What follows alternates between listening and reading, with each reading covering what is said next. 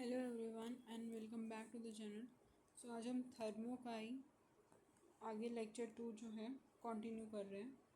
Lecture 2 में सबसे पहले हम एंथैल्पी ऑफ आयनाइजेशन करेंगे, बट बिफोर दैट जिसने लेक्चर 1 नहीं देखा वो जाके पहले लेक्चर 1 देखे, because we are gonna to solve some question related to the topic lecture 1। Okay, तो लेक्चर 1 में जो भी टॉपिक हमने कवर किए तो उसके रिलेटेड हम कुछ क्वेश्चंस जो हैं इंपॉर्टेंट प्रैक्टिस के लिए करने वाले हैं at the end of this session, and just try it once.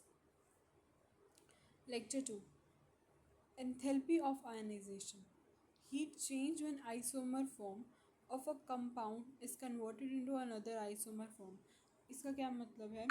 जब when one isomer is converted into another isomer, here one isomer is ethyl alcohol and it gets converted into another isomer, that is dimethyl ether. This CH3 CH2OH is ethyl alcohol. CH3O CH3. This is the bond between CH3 and O, and this is O and CH3. So that is dimethyl ether. All right. Now second, but1-ene and but2-ene. These both are isomer, and when one isomer gets converted into another isomer, that is the enthalpy of isomerization, and this propene gets converted into cyclopropane. Okay, so यहाँ पे देखो पहले carbon कितने हैं, how many carbon are there? 3 here, 2 here, how many hydrogen? 6 here, 6 here, oxygen 1 here, 1.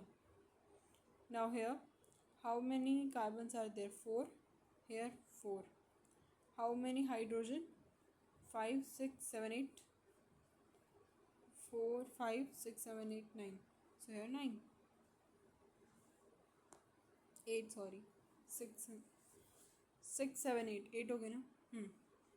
Now propene में carbon कितने हैं? 3। Cyclopropene में भी 3, बट स्ट्रक्चर में फ़र्क आ गया। This is making a something triangle and in a cyclopropane shape, and it is in the propene, means it is in a single. Now heat of hydrogeneration. What does heat of hydrogeneration means? It is an exothermic process, means when amount of heat change when 1 mole of unsaturated compound is hydrogenated to form saturated compound. Hydrogeneration of propene, it means this propene, आपको क्या करना है, इसका हाइड्रोजनरेशन करना है। हाइड्रोजनरेशन करोगे सो ये कैसे किया हुआ है, देखो यहाँ पे ध्यान से, ये लिया हुआ, फिर उसका हाइड्रोजनरेशन करना है, H2 ऐड करोगे एंड देन बस आपको आइसोमर तो आपके चेंज ही हो रहे हैं। आपका क्या हो रहा है, एक अनसेचुरेटेड कंपाउंड सेचुरेटेड हो रहा है जब आप उसका क्या कर रहे हो, हाइड्रोजनरेशन कर रहे हो। ठीक है, अब यहाँ पर क्या हो रहा है, यहाँ पर बोन ब्रेक हो रहे हैं, बोन क्या हो रहे हैं, टूट रहे हैं। बोन टूट रहे हैं तो इट मीन्स आपको एनर्जी क्या होएगी, रिक्वायर्ड होएगी। ठीक है, और यहाँ पर बोन बन गया है, इट मीन्स आपके एनर्जी जो है रिलीज़ हो रही है। बोन बनने पे एनर्जी क्या होती है, रिलीज़ होती है। यहाँ पर कितने बॉन्ड हैं, यहाँ पर पाई बॉन्ड है, और ये पाई बॉन्ड से किस में कन्वर्ट हो रहा है, सिग्मा बॉन्ड में। All right, now hydrogenation of propene. Propene की हाइड्रोजनरेशन में आप हाइड्रोजन ऐड करोगे and it gets converted into this propyne की आपने हाइड्रोजनरेशन करी and it will convert it into this. Now look, this is a cyclohexane. When you do the hydrogenation of the cyclohexane, it will get converted into cyclohexene. The formula is C6H10 and this is C6H12.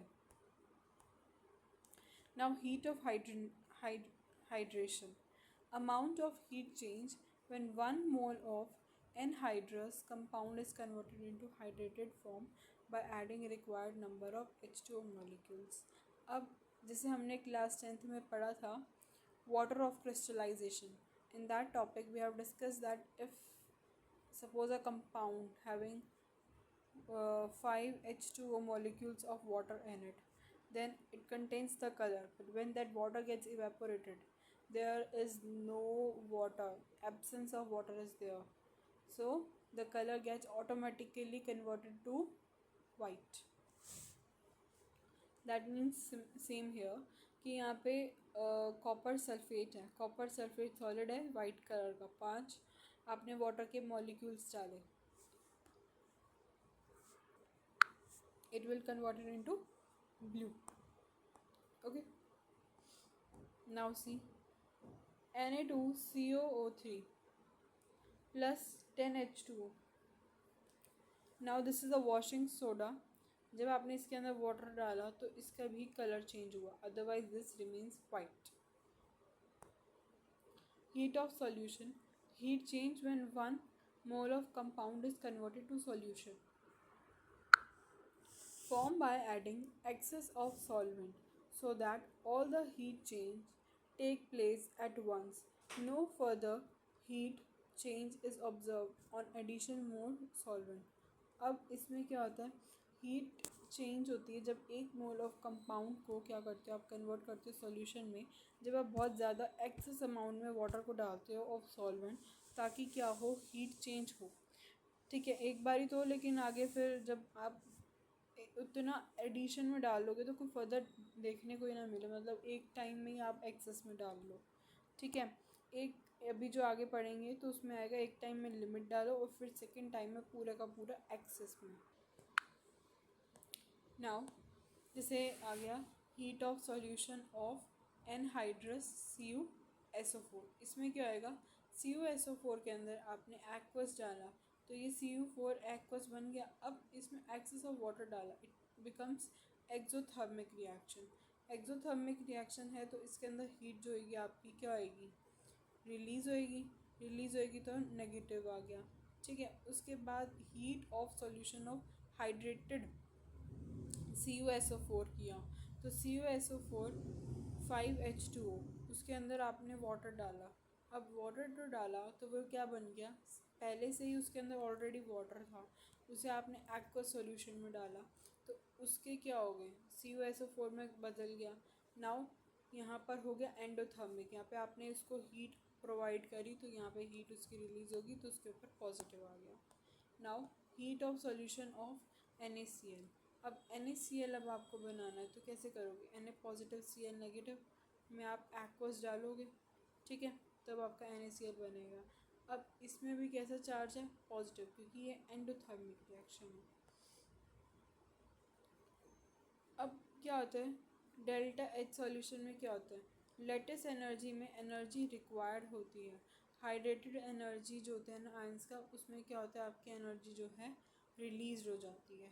ठीक है, अब delta H solution of NaCl में क्या होता है, latest energy जो होती है NaCl की और हाइड्रेशन एनर्जी होती है किसकी, वो आयंस की होती है, Na पॉजिटिव की और hydration energy of Cl negative की. ठीक है, तब जाके आपका NaCl बनेगा. Now dissolution of ion salt and hydrated salt and is an endothermic process. जो डिसोल्यूशन होती है आयनिक सॉल्ट की और हाइड्रेटेड सॉल्ट की, वो क्या होती है, एक एंडोथर्मिक प्रोसेस होती है.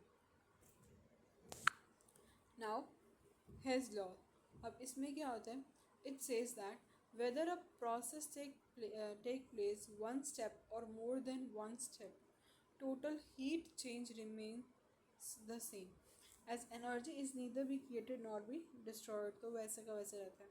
अब यहाँ पे आपने क्या लिया, CuSO4 को वाटर के साथ किया तो ये बना, वापस से इसे ये करना. अब कैसे करोगे, जब आप ऐसे जाओगे तो आपको क्या करना है, हीट ऑफ हाइड्रेशन ऑफ इनहाइड्रस का यूज़ करोगे, और जब आप ऐसे में जाओगे तो आप क्या यूज़ करोगे, हाइड्रेटेड का यूज़ करोगे. जब आप एक्सेस में वाटर का यूज़ करते हो तो यहाँ लिमिटेड होता है, यहाँ एक्सेस होता है. एक तो मेथड होता है पहले यहाँ से यहाँ जाओ, जो 2 स्टेप्स में आप कवर अप कर रहे हो.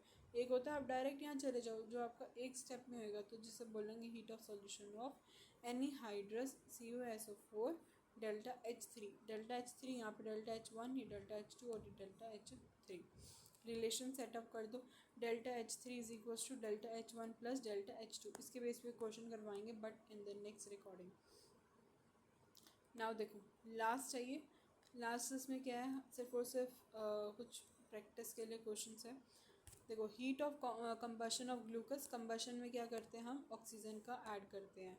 सुक्रोज, सुक्रोज का फॉर्मूला याद रखना है, उसमें आपको क्या करना है ऑक्सीजन को ऐड करना है। Then you need to just balance it out if it is given you the combustion.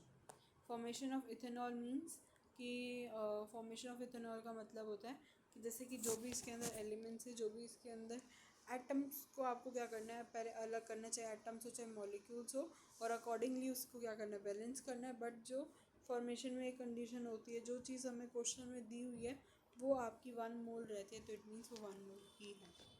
Formation of sodium bicarbonate, अब सोडियम बाइकार्बोनेट में क्या होता है, ये 1 मोल है ये 1 मोल। अब इसको क्या करना है आपको Na में, H में, C में, O में मतलब ब्रेक कर देना individually, then you need to just balance it out. Dissolution में क्या होता है, डेसोल्यूशन में होता है आपके पास अमोनिया का, तो अमोनिया जो क्या है एक्वस में डालोगे तो वो आपको NH3 एक्वस देगा। डेसोल्यूशन ऑफ HCl गैस देखोगे तो HCl प्लस एक्वस, तो जो क्या बन जाएगा आपका HCl एक्वस, ठीक है। वेपराइजेशन ऑफ इथेनॉल क्या होता है कि इथेनॉल, वेपराइजेशन का मतलब होता है लिक्विड से कोई चीज़ क्या जा रही है गैस में। इथेनॉल का फॉर्मूला याद रखना कि क्या होता है। सब्लिमेशन ऑफ आयोडीन में क्या होता है, बस आपका सॉलिड जो है वेपर स्टेट में चेंज होता है, आपको यहाँ पे फिजिकली स्टेट चेंज करना, उसको शो करना होता है, ठीक है। एटमाइजेशन ऑफ इथेन क्या होता है, जो गैसियस में होता है, जैसे C2H6 हो गया, वो 2C प्लस H6 में होता है। एटमाइजेशन के अंदर आप हाइड्रोजन को ऐसे नहीं लिख सकते, ठीक है, ये चीज़ मैंने पिछली रिकॉर्डिंग में भी बताई थी, क्योंकि एटमाइजेशन का मतलब होता है जैसे दिया हुआ वैसे में उसे ब्रेक करके देखो। फॉर्मेशन ऑफ H एटम में क्या होता है, यानी अगर आपको हाइड्रोजन एटम बनाना है तो फॉर्मेशन के लिए आपको क्या करना होगा, उसका हाफ कर दो। अब जब आपके पास दे रखा हो H2 और H2 से पूछा हो आपको इसको चेंज करो, तो ये इसका एटमाइजेशन है, जब आप उसका 2H करोगे ना तो वो उसका एटमाइजेशन करवाएगा। इन दोनों में बहुत कन्फ्यूजन रहती है। हाइड्रोजन जब आपको गिवन है सिंपल हाइड्रोजन, तो आपको क्या करना है, हाइड्रोजन गैस का हाफ कर दोगे, लेकिन जब आपको कहा जाए एटमाइजेशन करो हाइड्रोजन का, इट मीन्स आपको 2H करना है। यहाँ पर आपको मॉलिक्यूल नहीं लेना है, आपको सीधा एटम लेना होता है, क्योंकि this is the atomization. Now formation of lithium plus aqueous. अब लिथियम प्लस एक्वस का क्या मतलब है, ये भी बहुत इंपॉर्टेंट है। लिथियम का Li प्लस एक्वस, जो लिथियम प्लस बन जाएगा, और अगर प्लस है तो यहाँ पे आपको नेगेटिव चार्ज करना पड़ेगा, बाकी इधर तो सेम है। एक्वस कैसे आएगा, एक्वस लगाओगे लिथियम Li से, और ये Li पॉजिटिव हो जाएगा, एक इलेक्ट्रॉन लूज कर देगा। फॉर्मेशन ऑफ OH नेगेटिव में क्या आएगा, हाफ आपको O लेना है, हाफ आपको H2O लेना है, एक्वस लेना है, इलेक्ट्रॉन लेना है, और तभी जाकर ये ऐसे बनेगा। नेगेटिव का साइन कैसे आएगा, जब आप इधर नेगेटिव लोगे, और पॉजिटिव का साइन कैसे आएगा, जब आप इधर से नेगेटिव को सब्ट्रैक्ट करोगे। So this was all about lecture 2। I hope ये बहुत अच्छे से समझ आया होगा लेक्चर 2, और इसके जो भी हमने अभी तक पढ़े हैं सारे के सारे जो एग्जांपल्स हैं जो भी है, जैसे ये रिएक्शन है, इन सभी को भी अच्छे से याद करना। ओके।